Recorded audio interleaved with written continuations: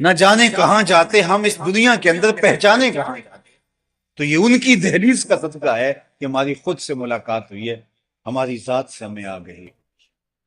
یہ بھٹکا ہوا انسان، یہ بہکا ہوا انسان، مجھے بتائیے، اپنے ہاتھوں سے اپنی بیٹی کو زندہ درگور کرے اور اس پہ داد بھی پائے۔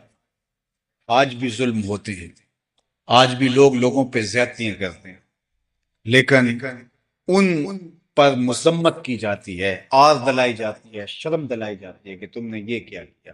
مجرم منہ چھپاتا پھرتا ہے یا اپنے جرم کی کوئی تعویل کرتا پھرتا ہے، لیکن وہاں بیٹی کو زندہ درگور کر کے باپ فخر کرتا تھا کہ میں نے اپنی پگڑی کا کلس جھکنے سے بچا لیا ہے، اپنی آبرو کی حفاظت کر، اور اس پہ ناز کرتا تھا۔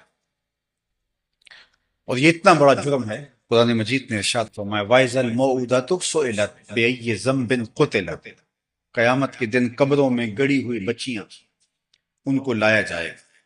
یہ بات ذہن میں رکھو کہ سب سے پہلا سوال قیامت کے دن نماز کا ہوگا، اور سب سے پہلا فیصلہ قیامت کے دن قتل کا ہوگا۔ اول ما یحاسب بہ العبد یوم القیامہ القتل۔ دوسرے لفظوں میں یوں ہم کہہ سکتے ہیں، عبادات میں سب سے پہلا سوال نماز کا ہے، اور معاملات میں سب سے پہلا سوال قتل کا۔ اور جس نے کسی شخص کے قتل میں آدھے جملے سے بھی مدد کی، پورا جملہ بھی نہیں بولا، صرف آدھے جملے سے، نصف جملے سے کسی نے کسی کے قتل میں مدد کی، اس کی دو آنکھوں کے درمیان قیامت کے دن لکھا ہوگا یہ شخص اللہ کی رحمت سے مایوس ہے۔ آئس میں رحمت اللہ اس کی دو آنکھوں کے درمیان لکھا ہوگا۔ آلہ قتل لے کے کسی پہ جھپٹ پڑنا اور کسی کے جسم کے ٹکڑے کر دینا یہ تو دور کی بات ہے، کسی کے قتل پر آدھے جملے سے بھی مدد کی کسی کو اکسانے کے لیے، تو یہ ایسا جرم ہے کہ قیامت کے دن وہ اس طرح محرومیوں کا شکار ہوگا۔ اور اللہ سب سے پہلا سوال قیامت کے دن جو ہے وہ ان معصوم بچیوں کا جو زندہ درگور کر دی گئی، جن کے دامن پہ کوئی گناہ نہیں تھا، ان بچیوں کا اللہ اٹھائے گا اور ان کے ظالم باپ کے ٹہرے میں، اور اللہ پوچھے گا بے یہ ذنب قتلت، کس جرم میں تمہیں قتل کیا گیا؟ ظالم باپ تو کٹہرے میں کھڑے ہیں، ان سے پوچھا جائے نا کہ تم نے کیوں قتل کیا؟ ان کے معصوم اور ننھے دامن پہ کیا داغ دیکھا کہ تم گوارا نہ کر پائے اور ان کو کاٹ کے رکھ دیا تم نے؟ لیکن ان سے نہیں پوچھا جا رہا، ان بچیوں سے پوچھا جا رہا ہے کہ تمہیں کیوں قتل کیا گیا۔ اللہ اکبر! بیٹیوں کے قاتل اتنے گنونے مجرم ہیں کہ اللہ ان ظالم باپوں سے بات کرنا بھی گوارا نہیں کرتا، حالانکہ وہ خطاب عتاب ہوگا، لیکن یہ بھی ان سے گوارا نہیں، ان سے کلام بھی کیا ہے، اور یہ چیز دھڑلے سے کی جا رہی۔ عالی مرتبت سادات بیٹھے ہیں، میں ایک جملہ کہنا چاہوں گا، یہ مجھے دعا دیں گے۔ جب بیٹیوں کو زندہ درگور کر کے باپ فخر کرتا تھا، اس زمانے میں میرے حضور نے ایک کلمہ ارشاد کیا، لوگ اس کو کلمہ تحسین کے طور پہ دیکھتے ہیں، اور میں کہتا ہوں یہ کلمہ جہاد تھا۔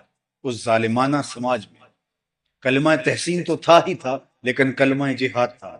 جب بیٹیاں زندہ درگور کر کے باپ فخر کرتا ہے، اس زمانے میں میرے حضور کہتے ہیں لوگوں سن لو، میری فاطمہ میرے جگر کا ٹکڑا ہے۔ بیٹیوں کو قتل کیا جا رہا ہے زندہ درگور، اور میرے حضور یہ کلمہ بلند کرتے ہیں، یہ اس ظالمانہ سماج میں کلمہ حق ہے جو میرے حضور نے بلند کیا ہے، اور دنیا کو بتایا کہ بیٹی کیا ہوتا۔ سیدہ پاک جب حضور سے ملنے آتی ہیں، حضور اٹھ کے استقبال کرتے ہیں، فَأَجْلَسَهَا فِي مَجْلَسِهِ، اور اپنی مسند کے اوپر بٹھاتے ہیں، دنیا کو بتاتے ہیں کہ بیٹی کس احترام کے لائق۔ جو دو بیٹیاں یا دو بہنیں اللہ کی رضا کے لیے پروان چڑھائے اور پھر ان کا نکاح کر دے، فرمایا میرے ساتھ جنت میں وہ شخص ایسے ہوگا جس طرح یہ دو انگلیاں کہیں۔ مجلس میں موجود ایک شخص کھڑا ہوتا ہے، حضور اگر کسی کی دو بیٹیاں نہ ہوں، کسی کی ایک بیٹی ہو تو کہا ہاں یہ اعزاز اس کو بھی ملے گا۔ اس کے پیچھے جھانکی، اس کی ایک بیٹی ہو، کہاں لوگ بیٹیوں کو زندہ درگور کرتے ہیں، اور کہاں جس کی ایک بیٹی ہے وہ آرزو کر رہا ہے کاش کہ میری بھی دو بیٹی ہو۔ تو معاشرے کو کہاں سے اٹھا کے کہاں تک پہنچا دیا، اپنے عمل سے، رویے سے بتایا کہ بیٹی کس عزت کے لائق ہوتی ہے، اس کا کیا مرتبہ ہوتا ہے، اس کا کیا مقام ہوتا ہے۔ اور دنیا کو بتایا کہ دیکھو میری اطرت بھی میری بیٹی سے چل رہی، یہ ناز ہے، یہ فخر ہے سیدہ زہرا سلام اللہ علیہا کا۔ تو بیٹیاں زندہ درگور کر کے باپ فخر کرتا تھا، اور میرے اور آپ کے آقا مولا حضور نبی رحمت صلی اللہ علیہ وآلہ وسلم نے ان کو عزت کی مسند پہ بٹھایا۔ اللہ اکبر۔ عکاس کے میلے میں 900 درہم کے اندر ایک ماں کو 3 بیٹے فروخت کرتے ہیں، یہ تاریخ کا دردناک حوالہ ہے۔ لیکن ادھر کیا ہے، جنت کو کھینچ کے ماں کے قدموں تلے رکھتے۔ یزدگردوم نے اور باقی بادشاہوں نے بہنوں کے ساتھ جو سلوک کیا تھا اور بیٹیوں کے ساتھ نکاح رچائے ہوئے تھے، لیکن اللہ کے محبوب علیہ السلام نے، حقیقی بہن تو حضور کی نہیں تھی، لیکن جب حلیمہ سعدیہ کے گھر گئے تو ایک وہاں حضرت شیمہ تھی جو حضور کو لوریاں دیا کرتے تھے۔ اللہ اکبر، کیا بخت پائے اس خاتون نے جو حضور کو گود میں اٹھا کے لوریاں دیا کرتے۔ اللہ اکبر۔ بنو سعد کے محلے کے اندر جب بچیاں شام کے وقت اپنے بھائی اٹھا کے لے آتی، ہمارے پنجابی میں جو بھائی ہے اس کے لیے ایک محبت بڑا لفظ بولا جاتا ہے ویر۔ تو شام کے وقت ہمارے پنجاب میں جب خواتین کھانا پکانے میں مصروف ہوتی ہیں تو جو بہنیں ہوتی ہیں وہ اپنا ویر اٹھا لیتی، اور ہر گاؤں میں ایک چوپال ہوتی ہے جہاں وہ اپنے بھائی کو، اپنے ویر کو لے آتی ہیں، اور ہر بہن کا مزاج یہ ہوتا ہے کہ میرے ویر سے سونا زمانے میں نہیں۔ میں نے بچپن میں اپنے کانوں سے باقاعدہ مناظرے ہوتے دیکھے۔ اگر کسی کے بھائی کا رنگ سانولا ہے تو وہ کہتے حسن کا تعلق رنگت سے نہیں ہے، میرے بھائی کے نقوش دیکھ۔ اور اگر کسی کے بھائی کا رنگ سفید ہے، گورا ہے، تو وہ تو پھر کہتی ہے کہ سارا حسن تو رنگت میں ہوتا ہے، میرے بھائی کا جوڑ نہیں۔ بنو سعد کے قبیلے کے محلے میں بھی ایسا ہی ہو رہا ہوتا، ہر بہن کہتی میرے ویر کا جوڑ نہیں، میرے ویر کا جوڑ نہیں۔ مناظرے چل رہے ہوتے کہ حضرت شیمہ اپنے ویر محمد کو اٹھا کے لے آتے، اور دور سے کہتی نہیں میرا ویر بھی آ گیا، تو وہ کہتی نہیں نہیں نہیں نہیں شیمہ تیرے ویر کا مقابلہ تو نہیں نا، ہم تو اپنے ویروں کی بات کرتے۔ تو پھر حضرت شیمہ کا سر فخر سے بلند ہو جاتا، سب متفق ہو کے جس کے ویر کو سونا کہہ رہے ہیں۔ تو حضرت شیمہ حضور کو یوں ایسے گود میں لیتی اور اپنی باہوں میں لے کے اپنے سینے سے چمٹا لیتی، اور باقاعدہ ابن حشام نے وہ لوری لکھی ہے جو پڑھتی ربنا ابق لنا محمدا حتی اراہ یافعا وامردا، اللہ میرے ویر محمد کو سلامت رکھنا، آج یہ بچوں کا سردار ہے، کل اپنی آنکھوں سے دیکھوں کہ یہ جوانوں کا بھی سردار۔ شیخ محقق نے لکھا ہے کہ جس قبیلے میں حضرت شیمہ کا نکاح ہوا تھا اس قبیلے کے ساتھ مسلمانوں کی لڑائی ہوئی تو اللہ نے اسلام کو فتح دے دی۔ اپنے قیدیوں کو چھڑانے کے لیے قبیلے کے گھروں سے وہ لوگ فدیے کی رقم جمع کر رہے تھے، کرتے کرتے حضرت شیمہ کے گھر بھی پہنچے اور کہا کہ اتنی رقم آپ لوگوں کے حصے میں آتی۔ کہا کیا ہوا؟ کہا کہ جو ہمارے قیدی ہیں ان کو چھڑانا ہے، اور چلتے چلتے کسی کی زبان پر حضور کا نام آ گیا۔ تو شیمہ نے کہا اچھا وہ ہیں جن کی ہمارے سے لڑائی ہوئی ہے، انہوں نے آپ کے لوگ پکڑے؟ انہوں نے کہا ہاں۔ تو کہا پھر پیسے اکٹھے نہ کرو۔ کہا کیوں؟ کہا مجھے ساتھ لے چلو، وہ تو میرا ویر لگتا ہے، وہ تو میرا بھائی لگتا ہے۔ قوم کے سرداروں کو لے کر حضور کے خیمہ نوری کی طرف حضرت شیمہ جاتی، اور یہ مدنی زمانہ تھا، ادب کی آیتیں اتر آئی ہیں۔ وہ وقت گزر گیا جب لوگ پتھر مارتے تھے، وہ وقت گزر گیا جب کانٹے بچھتے تھے راہوں میں، اب تو ننگی تلواروں سے صحابہ پہرا دے رہے۔ اللہ اکبر۔ حضرت شیمہ قوم کے سرداروں کو لے کر آگے بڑھنے لگی، اپنے ہی انداز میں تو صحابہ نے ننگی تلواروں سے راستہ روک دیا۔ رک جائے دیہاتی عورت، جانتی نہیں آگے پوچھا ہے رسول، آگے تو بغیر اذن کے جبریل بھی نہیں جا سکتا، تم کون؟ حضرت شیمہ نے تلواروں کو جھٹک کر کے پیچھے کرتے ہو کہا خلو سبیلی وَاعْلَمُوا انا اخت نبیکم، میری راہوں چھوڑ دو، میں تمہارے نبی کی باجی لگی۔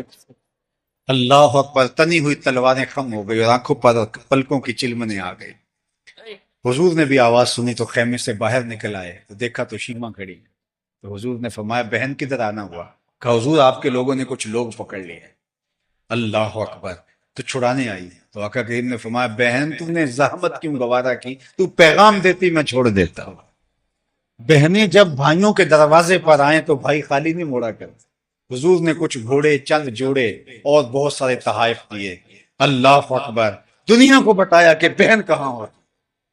میں آپ سے پوچھتا ہوں، جس معاشرے میں بہن کو بھی کاٹ دیا جاتا ہو کہ کل میرا کوئی بہنوئی نہ ہو، بیٹی کو زندہ درگور سکا باپ کرتا ہے، حقیقی باپ زندہ درگور کر دیتا، اور مائیں بازاروں میں بکتی ہوں، منڈیوں میں فروخت ہوتی ہوں، مجھے بتاؤ اس زمانے میں بیوی کا حال کیا ہوتا؟ آج کے مہذب دور میں بھی ایسے لوگ موجود ہیں، ایسے علاقے موجود ہیں جو بیوی کو پاؤں کا جوتا کہتے ہیں، جبکہ باقی رشتوں کا تقدس آج ہم دیکھتے ہیں۔ میں نے لوگوں کو بیٹیاں رخصت کرتے دیکھا ہے اور ان کی آنکھوں میں چمکتے ہوئے آنسو دیکھے، بہنوں کو رخصت کرتے ہوئے بلک بلک کے روتے میں نے بھائی دیکھے۔ آج بہنوں کا تقدس، آج ماں کا تقدس موجود ہے، لیکن پھر بھی اس معاشرے کے اندر ایسے طبقات موجود ہیں جو بیوی کو کچھ نہیں سمجھتے، اور جب ان کا تقدس بھی نہیں تھا تو پھر بیوی کا حال کیا ہے؟ لیکن میرے حضور نے ازواج مطہرات کے ساتھ جو سلوک کیا زمانے کے سامنے، جب حضور کا وصال ہوتا ہے اس وقت حضور علیہ السلام کے نکاح میں 9 ازواج تھیں، کسی ایک کو بھی حضور پہ شکایت پائی۔ اللہ اکبر، ام المومنین حضرت عائشہ رضی اللہ تعالی عنہا کو حضور حمیرہ کہہ کے پکارتے تھے، لاڈ سے حمیرہ کہہ کے پکارتے، اور لاڈ کا عالم یہ تھا، صحیح بخاری میں روایت موجود ہے، حضور نے فرمایا عائشہ جب تم مجھ سے ناراض ہوتی ہو تو مجھے اس وقت بھی پتا ہوتا ہے، اور جب عام حالت ہوتی ہے تو اس وقت بھی پتا ہوتا ہے۔ تو عرض کی کہ حضور کیسے؟ فرمایا جب کوئی تمہارے دل میں ایسی بات ہوتی ہے تو اس وقت جب قسم کی نوبت آ جائے باتوں میں تو تم کہتی ہو لا ورب ابراہیم، مجھے ابراہیم کے رب کی قسم، اور جب ایسا معاملہ نہیں ہوتا تو قسم کی نوبت ہو تو تم کہتی ہو لا ورب محمد، مجھے محمد کے رب کی قسم۔ تو یہ اس بات کا سائن ہے کہ آپ کے دل میں کوئی ناراضگی جو ہے وہ موجود ہے۔ اللہ اکبر، ام المومنین کیا جواب دیتی ہے؟ لا احجر الا اسمک، حضور نام چھوڑتی ہوں دل میں آپ ہی بستے۔ تو ازواج کے ساتھ حضور علیہ السلام کی یہ شفقت، خیرکم خیرکم لاہلی وانا خیرکم لاہلی، تم میں سے بہتر وہ ہے جو اپنے اہل خانہ کے ساتھ بہتر ہے، اور میں تم میں سب سے زیادہ اپنے اہل خانہ کے ساتھ۔ حضرت خدیجہ الکبریٰ رضی اللہ تعالی عنہا کے ساتھ حضور کی محبت کا ربط و رشتہ زمانہ اس کو کیسے فراموش کر سکتا ہے؟ ان کے وصال کے بعد اس سال کو عام الحزن کا نام دیا، دکھوں بڑا سال، صدمے کا سال بنا دیا۔ اللہ اکبر، کتنا صدمہ محسوس کیا۔ اور سیدہ ام المومنین عائشہ رضی اللہ تعالیٰ عنہ فرماتی ہیں حضور جانور ذبح کرتے اور گوشت کے مختلف ٹکڑے ان کی سہیلیوں کے گھروں میں بھیجتے، اللہ اکبر، تاکہ ان کو آسودگی ہو، خوشی ہو۔ میرا ان سے جو رشتہ تھا مجھ سے نہ رہا گیا، میں نے ایک دن کہہ دیا حضور اللہ نے آپ کو بہتر ازواج دے دی، اور آپ بار بار اس خاتون کا ذکر کرتے ہیں بڑھاپے کی وجہ سے جس کے ہونٹوں کے گوشے رنگ بدل گئے تھے۔ تو آقا کریم نے فرمایا عائشہ مجھے خدیجہ کے بارے تکلیف نہ دو، جب پورے مکے نے میرا انکار کر دیا تھا اس نے میرا اقرار کیا تھا، میں اس کا ذکر کیسے چھوڑ سکتا ہوں؟ تو یہ تھا حضور علیہ السلام کا رویہ اپنی ازواج کے ساتھ، دنیا کو بتایا کہ جو ہے وہ زوجہ کس مقام پہ ہوتی ہے اور کس جو ہے وہ مرتبے پہ ہوتی ہے۔ معاشرے میں قرآن بتاتا ہے فَذَلِكَ الَّذِي يَدُعُ الْيَتِيمَ، یہ وہ بد نصیب شخص ہے جو یتیم کو دھکے دیتا ہے۔ قرآن نے ایسے ہی نہیں کہا، وہ یتیم کو عملاً دھکے دیا کرتے تھے۔ خدا ترس لوگ بھی موجود تھے، وہ بہت خیال بھی رکھتے تھے، آپ جانتے عرب مہمان نواز بھی تھے، لیکن اس کے باوجود وہ اپنے بچوں کے ساتھ یتیم کو نہیں بیٹھنے دیتے تھے۔ ان کا خیال یہ تھا کہ یتیم میں نحوست ہوتی ہے، جو ہماری اولاد میں در آئے تو وہ دور سے اس کی ضرورت تو پوری کر دیتے تھے لیکن اس کو عزت نہیں دیتے تھے۔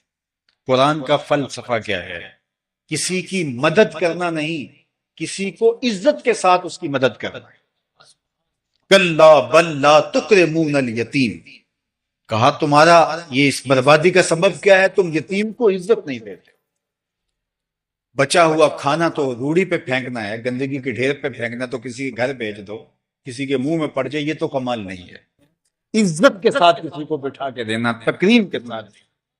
آج کل جو بانٹنے کا جس طرح کا رواج ہو گیا ہے، اور لوگوں نے لوگوں کی غربتوں کو اپنے لیے نمائش کا ذریعہ بنا لیا.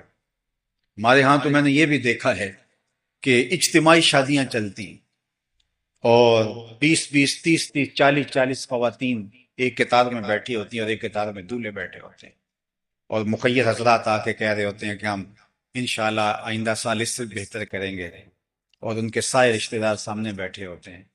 میں صرف اتنا سوال ان لوگوں سے پوچھتا ہوتا ہوں کہ اگر غربت کی وجہ سے تمہاری بیٹی کو یہاں بیٹھنا پڑ جائے اور یہاں سے روانہ ہونا پڑے، کیا تم گوارا کرو گے؟ اگر تم یہ مدد کرنے لگے ہو، رات کے اندھیرے میں جا کے ان کے والدین کی مدد کراؤ، وہ گھر سے جب رخصت ہوگی تو شان یہ لگو، ان کی تذلیل نہ کرو، ان کی بے عزتی نہ کرو.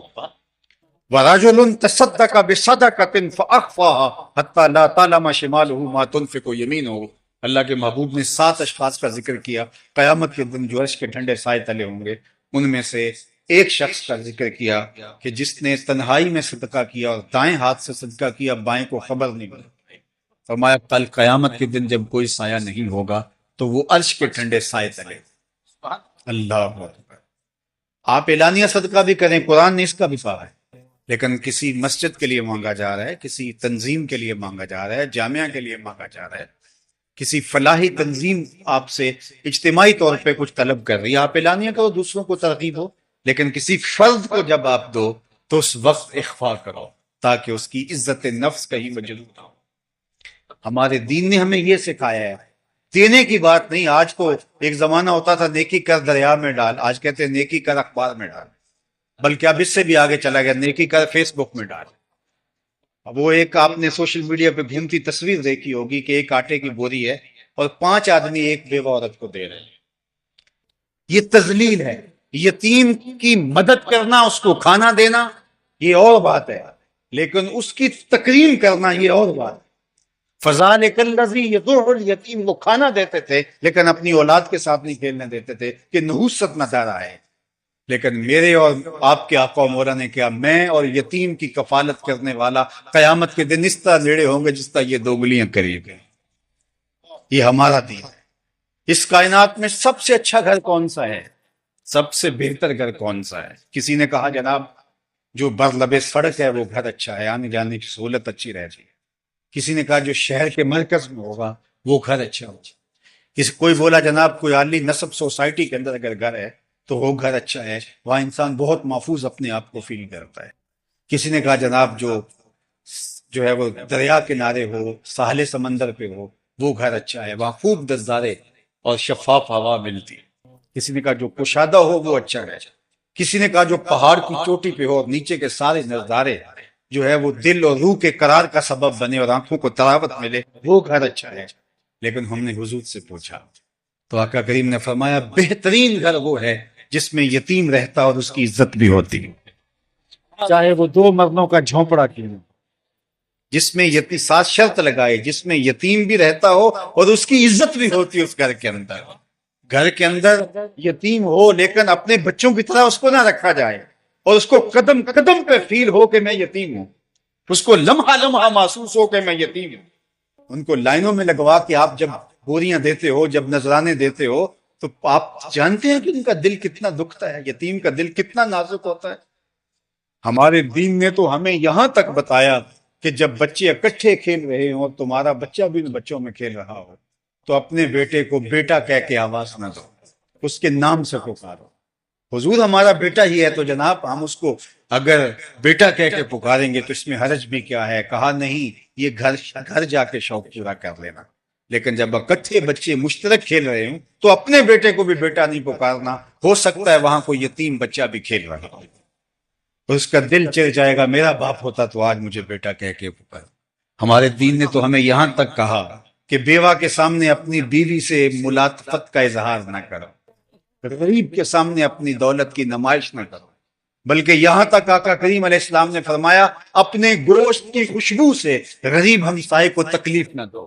یا تو تھوڑا سا پانی زیادہ ڈال لو، شوربے کی ایک پیالی اس کے گھر بھی بھیجو.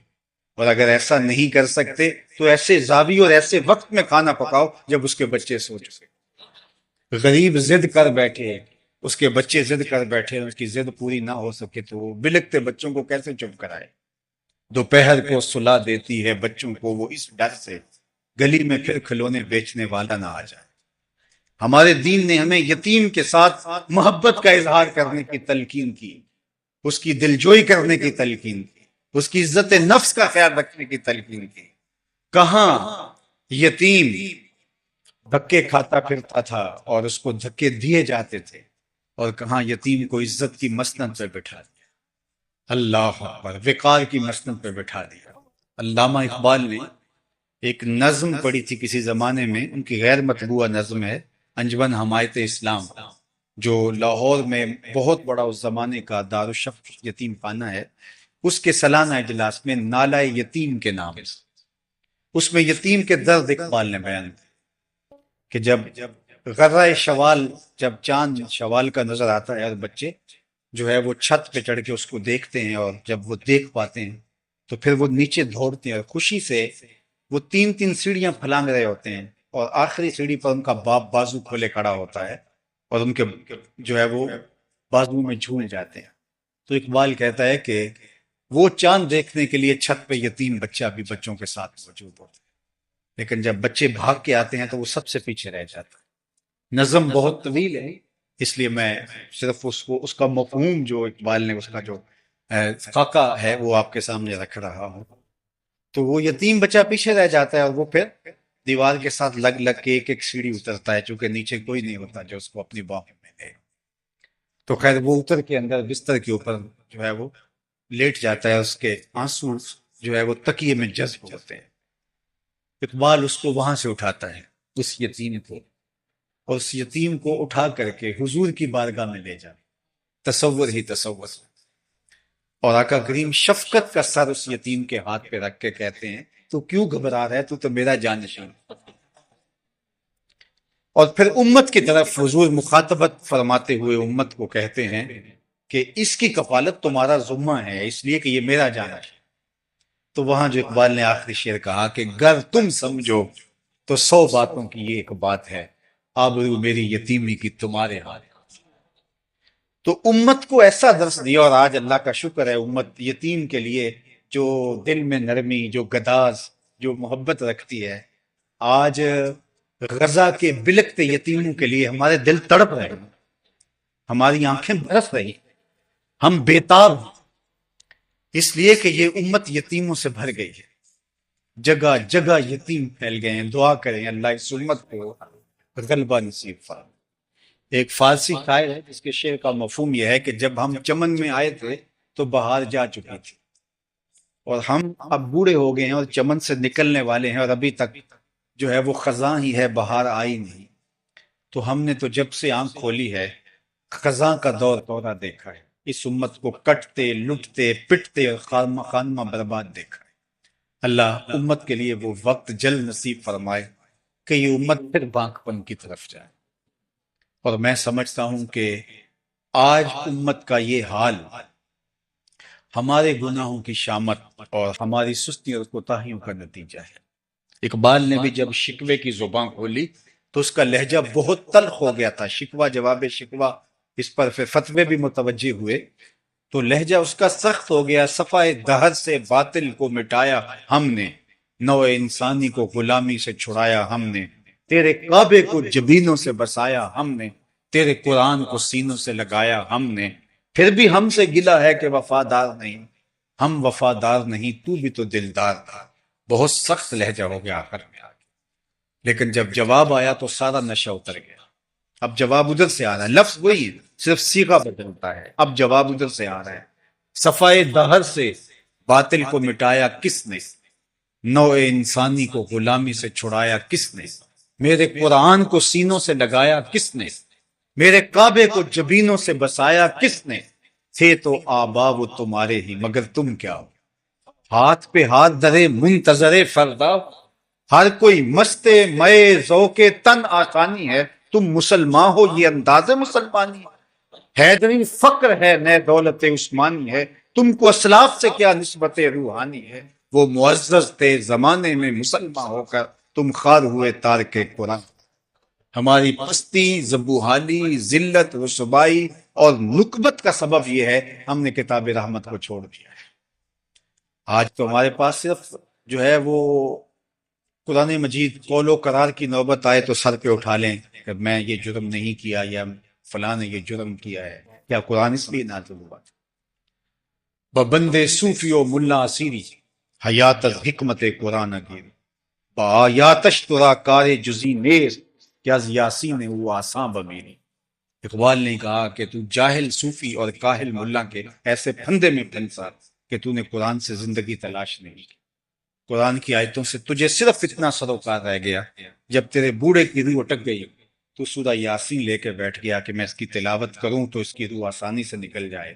اقبال کہتا ہے اس میں کوئی شک نہیں کہ اس کو فائدہ ہوتا ہے، لیکن مجھے افسوس ہوا کہ تو نے اس قرآن سے مرنا ہی سیکھا، کاش اس قرآن سے جینا بھی سیکھ لیا ہو۔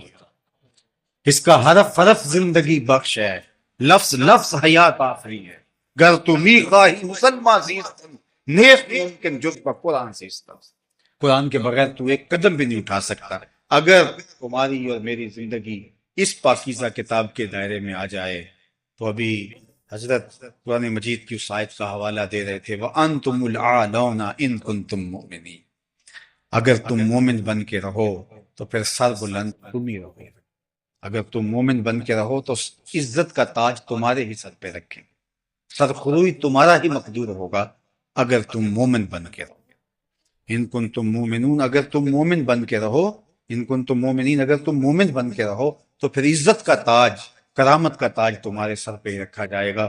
لیکن ہم نے جب کتاب رحمت کو چھوڑ دیا تو آج 1 ارب 70 کروڑ مسلمان خانوں برباد ہیں، اور ہماری جو صورتحال ہے وہ ہمارے سامنے، گلی گلی رسوائیوں کی داستانیں، اور یہ سلسلہ بڑھتا ہی چلا جا رہا ہے۔ تو میرے اور آپ کے آقا و مولا حضور نبی رحمت صلی اللہ علیہ وآلہ وسلم نے آ کے زمانے کے رنگ ہی بدل دیے۔ وہ رشتے جن کو تقدس نہیں تھا، غلام آقا کے جوتے دھوپ سے اٹھا کے چھاؤں میں رکھ دے تو آقا اس پہ بھی کوڑے مارتا کہ تو نے میرے جوتے میرے پوچھے بغیر چھوئے کیوں؟ تو یہ تیری اوقات کب ہوئی تھی کہ میرے جوتے میرے پوچھے بغیر ان کو چھو بھی سکے، ہاتھ بھی لگا سکے؟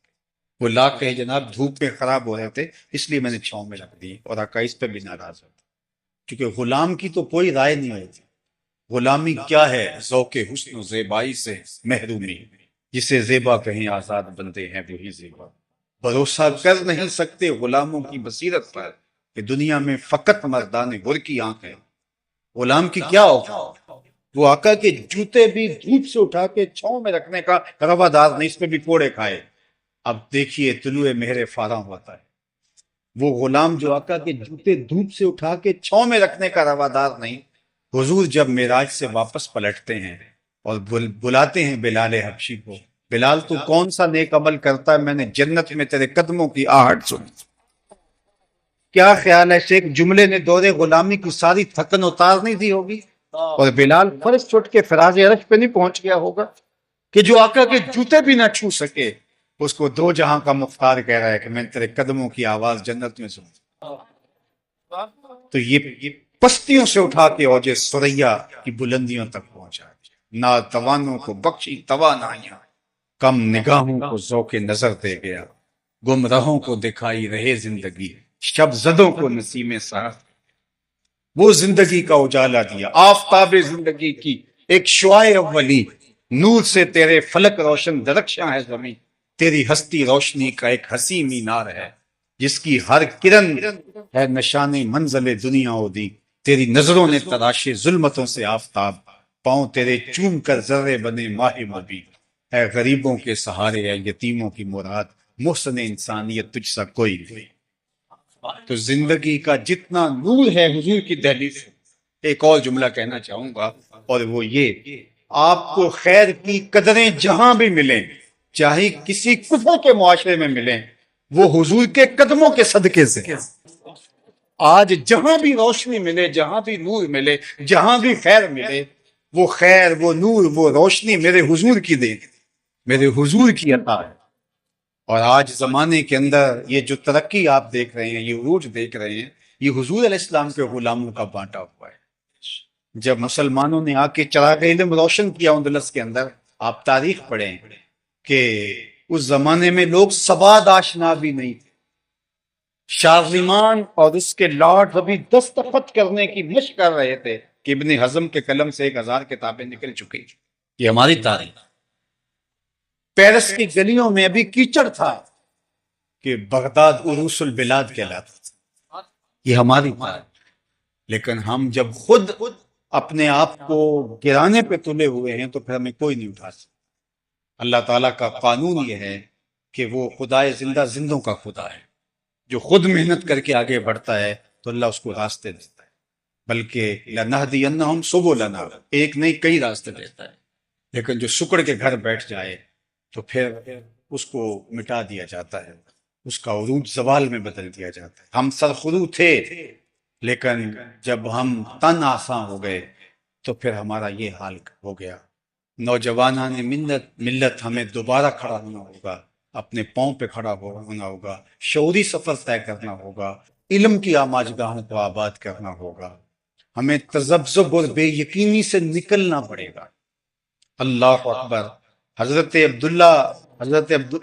عبداللہ عبادہ بن صامت رضی اللہ تعالیٰ عنہ اور عبداللہ بن ابی بن سلول، یہ دونوں جب ان کا معاملہ ہوا یہود کے ساتھ دوستی کے حوالے سے، تو اس نے کہا میں تو اس لیے تعلق رکھا ہوا ہے کہ کسی مشکل وقت میں یہ دوستی کام آئے گی، لیکن حضرت عبادہ نے کہا مجھے اسلام کے مستقبل پہ مکمل یقین ہے، اسلام غالب ہی رہے گا، مجھے اللہ اس کے رسول کے علاوہ کسی دوستی کی ضرورت۔ تو ہم اسلام کے مستقبل ہماری نظروں میں مخدوش ہو گیا ہے اور ہم سمجھتے ہیں ایسے نہیں۔ ہم پوری طرح سے تیقن کے ساتھ آگے بڑھیں، راستے ملیں گے، خدائے زندہ زندوں کا خدا ہے، پھر اٹھنے والے قدم منزل کی طرف بڑھتے چلے جائیں گے۔ پیچھے مڑ کے دیکھنا بھی توہین جستجو سمجھے۔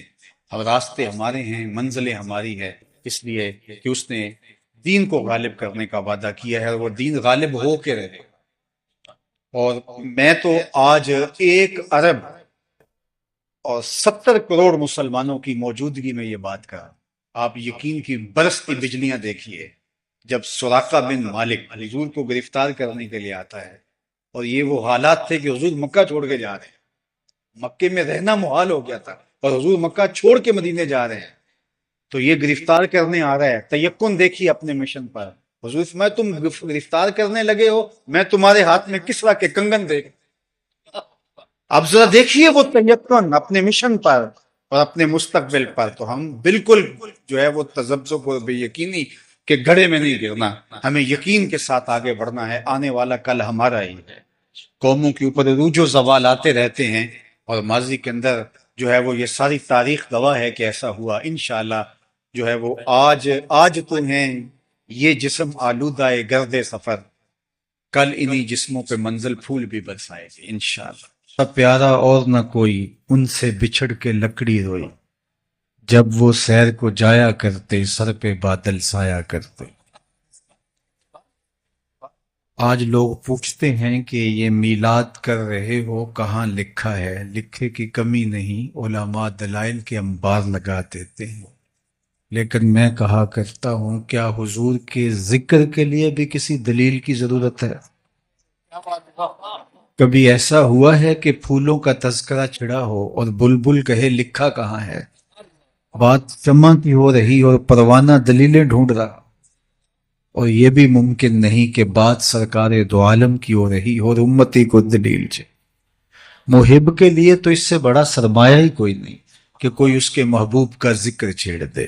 عید ذکر نعمان لنا فإن ذکرہ هو المسک ما کررتہ یتضوع۔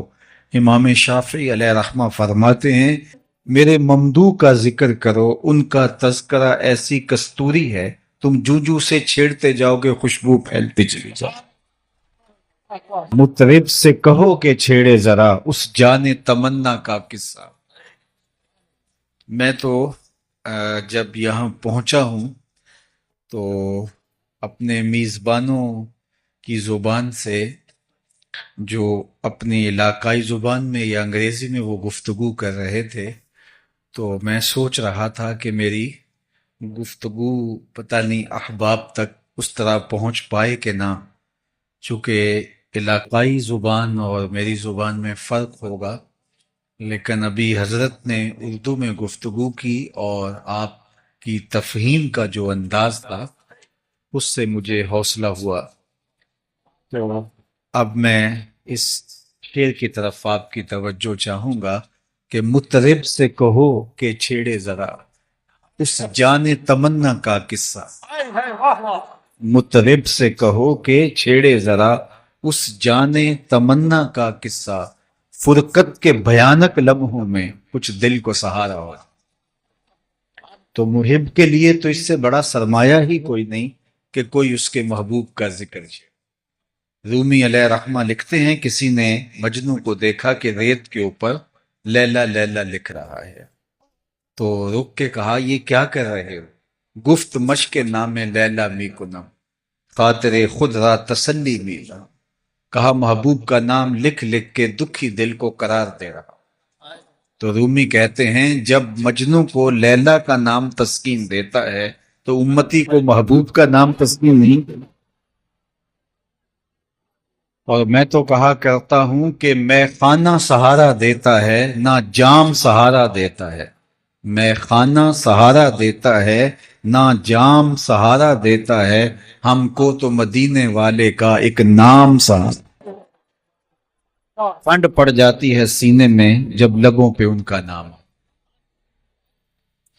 اللہ اکبر، اتنا دل آویز نام ہے، اتنا میٹھا نام ہے۔ یہ نام کوئی کام بگڑنے نہیں دیتا، بگڑے بھی بنا دیتا ہے نام محمد صلی اللہ علیہ وسلم۔ حضرت شیخ مہدی الفاسی مطالع المسرات شرح دلائل الخیرات میں لکھتے ہیں حضور کا ذکر سن کر جس شخص کے کلیجے میں ٹھنڈ نہیں پڑتی اس کے سینے میں دھڑکنے والا دل کسی مومن کا دل ہی نہیں۔ یہ ہو ہی نہیں سکتا کہ ذکر حضور کا ہو صلی اللہ علیہ وآلہ وسلم کا اور دل کو قرار نہ پہنچے، دل کو تسکین نہ ملے۔ تو اللہ نے مجھے اور آپ کو یہ سعادت عطا کی ہے کہ جب آپ کا نام آتا ہے تو ہمارے چہرے گلاب کی طرح کھل جائے، سینوں میں تراوت، ٹھنڈک، تسکین محسوس کرتے ہیں کہ ان کا مبارک نام آیا۔ تو آج ہم اسی لیے جمع ہوئے۔ آؤ میں پہلے آپ کو ایک خوبصورت مجلس میں لیے چلتا ہوں جس کو منعقد ہونے کے لیے مسجد نبوی کا صحن میسر آیا۔ صحاح میں روایت موجود ہے آقا کریم علیہ السلام حجرہ انور میں تشریف فرما تھے اور صحابہ مسجد نبوی میں ایک مجلس بپا کر رکھی تھی۔ تو ابھی مجلس جاری تھی کہ حضور حجرہ انور سے نکلے اور خرامہ ادھر تشریف لے آئے جہاں حضور کے اصحاب مجلس بپا کیے ہوئے تھے۔ تو آقا کریم علیہ السلام تشریف لا کے ارشاد فرمایا ما اجلسکم، صحابہ یہ جلسہ کاہے کا ہے، کیوں بیٹھے ہوئے ہو؟ تو انہوں نے جو جواب دیا وہ سنیے۔ جلسنا نذکر اللہ ونحمدہ علی ما ہدانا لدینہ ومن علینا بک۔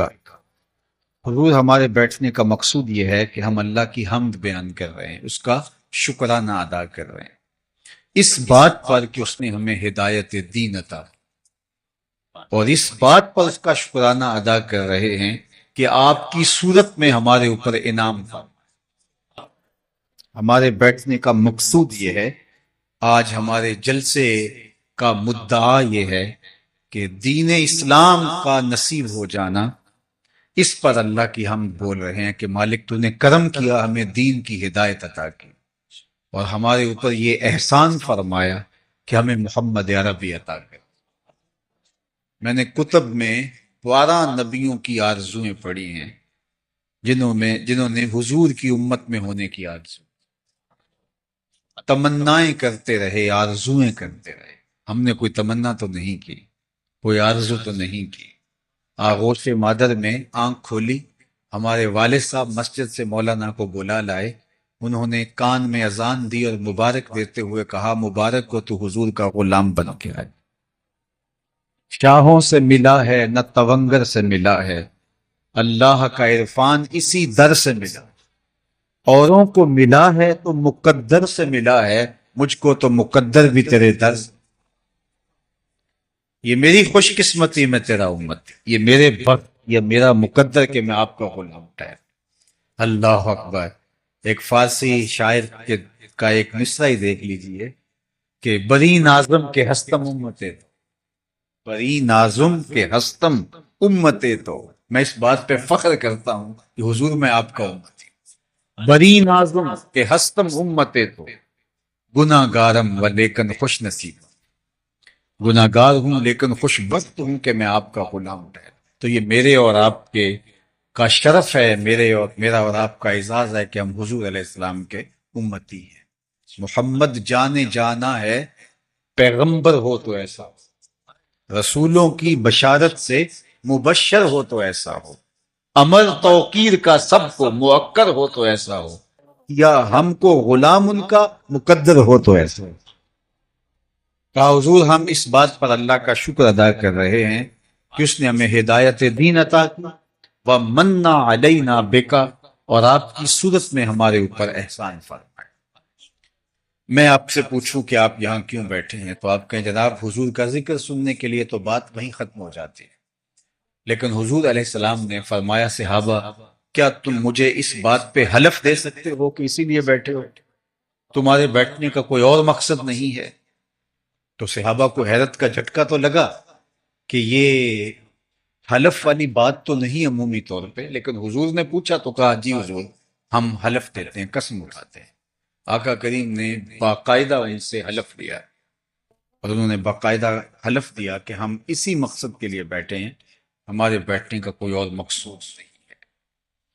اب صحابہ نے باقاعدہ حلف دے دیا، حضور نے ان سے حلف لیا، ان کی آنکھوں میں چمکتے ہوئے سوال تھے کہ یہ حلف ہم سے کیوں لیا گیا ہے؟ عمومی طور پہ پوچھا جاتا کیسے بیٹھے ہوئے ہو تو لوگ کہتے ہیں ہم اس لیے بیٹھے ہیں، بات ختم ہو جاتی، لیکن آقا کریم نے فرمایا حلف دو اسی لیے بیٹھے، قسم اٹھاؤ اسی لیے بیٹھے۔ تو صحابہ نے قسم اٹھائی، لیکن سوال تو جو ہے وہ ان کے چہروں پر تھے، ان کی آنکھوں میں سوال چمک رہے تھے۔ تو حضور علیہ السلام نے خود ارشاد فرمایا صحابہ ابھی ابھی جو میں نے تم سے حلف لیا ہے، تم سے قسم لی ہے، یہ کسی تہمت کی بنیاد پر نہیں، تمہارے قول پر شک نہیں گزرا تھا، کسی تردد کے ازالے کے لیے میں تم سے قسم نہیں لی، بلکہ ماجرا کچھ اور تھا، اور وہ یہ کہ تم یہاں بیٹھے تھے، مجلس بپا کیے اور میں حجرے میں تھا۔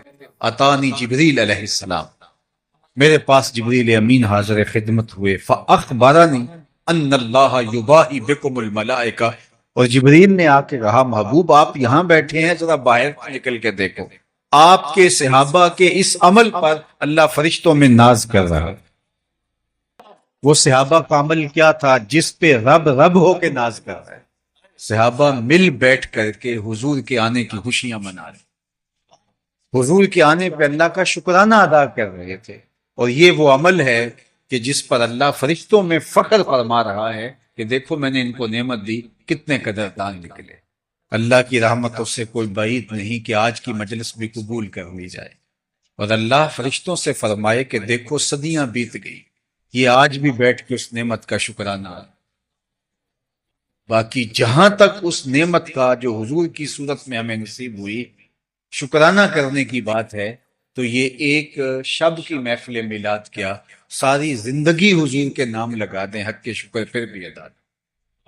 ہمارے بدن پہ اتنے بال نہیں ہیں جتنے رسول اللہ کے ایسا، ہمارا بال بال قرض رسالت میں جکڑا، خدا شناسی تو بڑی دور کی بات ہے، ہم خود شناس بھی نہ ہوتے اگر وہ تشریف نہیں، ہمیں یہ بھی پتہ نہ ہوتا کہ ہم کون۔ مجھے بتائیے جس کو یہ بھی نہ پتا ہو کہ میں کون، اس کے پلے کیا ہوتا ہے؟ اقبال نے کہا تھا اپنے من میں ڈوب کر پاجا سراغ زندگی، تو میرا نہیں بنتا نہ بن اپنا تو بن، اور جو اپنا بھی نہ ہو، اور انسان کب اپنا تھا؟ اشرف المخلوقات ہونے کے باوس، وَلَقَدْ كَرَّمْنَا بنی آدمہ کا تاج اس کے سر پہ سجا ہو، مسجود الملائکہ، لیکن درختوں کو، حشرات الارض کو، چوپایوں کو، اجرام فلکیہ کو، چلتے دریاؤں کو، بہتی ندیوں کو، جلتی آگ کو، چلتی ہواؤں کو اس نے اپنا معبود سمجھا۔ انسان کی تاریخ تو ایسی ہے کہ یہ مچھلیاں پکڑنے کے لیے کانٹے کے ساتھ جو کیچوا لگایا جاتا ہے، ایک زمانے میں یہ بھی اس کا مصروف، اپنے ہاتھوں کے تراشے ہوئے مٹی کے مادوں کو اس نے اپنا خدا مانا، پتھر کے تراشیدہ اصنام کے چرنوں میں اپنی پیشانی کا تقدس پایا۔ حالانکہ یہ پوری کائنات حضرت انسان کے لیے بنائی گئی تھی، یہ درخت اس لیے بنائے گئے تھے کہ اس کو چھاؤں فراہم کریں، اس لیے آکسیجن دیں، اس کی مانا پتھر کے تراشیدہ اصنام کے چرنوں میں اپنی پیشانی کا تقدس پایا۔ حالانکہ یہ پوری کائنات حضرت انسان کے لیے بنائی گئی تھی، یہ درخت اس لیے بنائے گئے تھے کہ اس کو چھاؤں فراہم کریں، اس لیے آکسیجن دیں، اس کی خوراک کی تکمیل کا ذریعہ بنے اور اس کے ایندھن کے کام آئیں۔ یہ ان کو معبود سمجھ بیٹھا۔ یہ چاند سورج ستارے اس کی راہوں کو اجالنے کے لیے، اس کے ذوق نظارہ کی تسکین کے لیے پیدا کیا، لیکن یہ ان کو معبود سمجھ بیٹھا۔ یہ جانور اس کی سواری کے لیے، بار برداری کے لیے، دودھ اور گوشت کی ضروریات کی فراہمی کے لیے پیدا کیے گئے تھے، یہ ان کو معبود سمجھ بیٹھا۔ مجھے بتائیے 22ویں اسکیل کا آفیسر ہو اور درجہ چہارم کے ملازم کو سلوٹ کر رہا ہو تو لوگ اسے پتہ ہی نہیں میرا منصب کیا ہے، اسے پتہ ہی نہیں کہ میں کون ہوں، اسے اپنے عہدے کا علم نہیں ہے۔ اشرف المخلوقات، کرامت کا تاج سر پہ رکھا ہے، اور درختوں کو، ہواؤں کو، جلتی ہوئی آگ کو، اجرام فلکیہ کو اپنا معبود سمجھ بیٹھا۔ یہ تو حضور نے آ کر کے بتایا یہ تیرے معبود نہیں ہے، تیری دہلیز کے نوکر ہیں۔ وَالَّذِي خَلَقَ لَكُم مَّا فِي الْأَرْضِ جَمِيعًا، یہ سب کچھ تیری خدمت کے لیے پیدا کیے گئے۔ نہیں تو دیکھ، چاند کو پوچھتا ہے، یہ دیکھ انگلی اٹھتی ہے اور وہ ٹکڑے ہو کے قدموں میں آتی ہے۔ سورج کو پوچھتا ہے، یہ دیکھ اشارہ ہوتا ہے اور وہ بھاگتا ہوا عصر کے وقت۔ درختوں کو پوچھتا ہے، جا میں نہیں انہیں تو جا کے کہہ دے تمہیں اللہ کا رسول بولا، اور درخت دوڑتے ہوئے آ کے قدموں میں سجدہ ریز ہو جاتے ہیں۔ اب انسان کی آنکھ کھلی کہ میں کون ہوں، اب اس کی ٹون ہی بدل گئی، لہجہ ہی تبدیل ہو گیا۔ اب اس کا بدلا ہوا لہجہ دیکھیے، جب اس کی خود سے ملاقات ہوئی، اس دہلیز پہ آ کے اسے شعور ذات ملا، تو اب اس کا لہجہ ہی تبدیل ہو گیا۔ جو کیچووں کو، حشرات الارض کو، سانپوں کو، بچھوؤں کو، چلتی ہواؤں اور بہتے پانیوں کو اپنا معبود سمجھتا تھا، ان کے چرنوں میں اپنی پیشانی کے تقدس کو پامال کر رہا تھا، اب وہی انسان بولتا ہے۔ اس کی اڑان دیکھیے، فرشتہ کہنے سے میری توقیر گھٹتی ہے، یہ وہی بول رہا ہے، فرشتہ کہنے سے میری توقیر گھٹتی ہے، میں مسجود ملائک ہوں، مجھے انسان رہنے دو۔ اب اسے سمجھ آئی ستاروں سے آگے جہاں اور بھی، اب اس کی آنکھ کھلی، کانپتا ہے دل تیرا، اندیشہ طوفان سے کیا، ناخدا تو، بحر تو، کشتی بھی تو، ساحل بھی تو، دیکھ آ کر کوچائے چاکے گرے با میں کبھی، کیس تو، لیلا بھی تو، صحرا بھی تو، محفل بھی تو، وائے ناکامی کہ تو محتاج ساکی ہو گیا، میں بھی تو، مینا بھی تو، مستی بھی تو، محفل بھی تو، آہ کس کی جستجو آوارہ رکھتی ہے تجھے، راہ تو، رہرو بھی تو، راہبر بھی تو، منزل بھی تو، بے خبر تو جوہر آئینہ ایام ہے، تو زمانے میں خدا کا آخری پیغام ہے۔ تو انسان کی خود سے ملاقات ہوئی ہے تو اس دہلیز پہ آ گئی، اور اگر یہ ڈر نہ ہوتا تو وہ آج بھی اندھیروں میں بھٹک رہا ہوتا، اور جنہیں ان کی دہلیز نہیں ملی وہ آج بھی ظلمتوں میں ٹکرے مارے۔ سید سلیم گیلانی کا ایک شعر ہے، میری ساری گفتگو کا آپ اس کو خلاصہ کہنا چاہیں تو کہہ سکتے ہیں، نہ خرد کی روشنی تھی، نہ جنوں کی آگہی تھی، نہ خرد کی روشنی تھی، نہ جنوں کی آگہی تھی، تیری رہبری سے پہلے یہ جہاں جہاں تھا۔ نہ خرد کی روشنی تھی، نہ جنوں کی آگہی تھی، تیری رہبری سے پہلے یہ جہاں جہاں نہیں تھا، تیرے آستاں سے پہلے کوئی آستاں نہیں تھا، میں وہ زمین تھی جس کا کوئی آسمان نہیں۔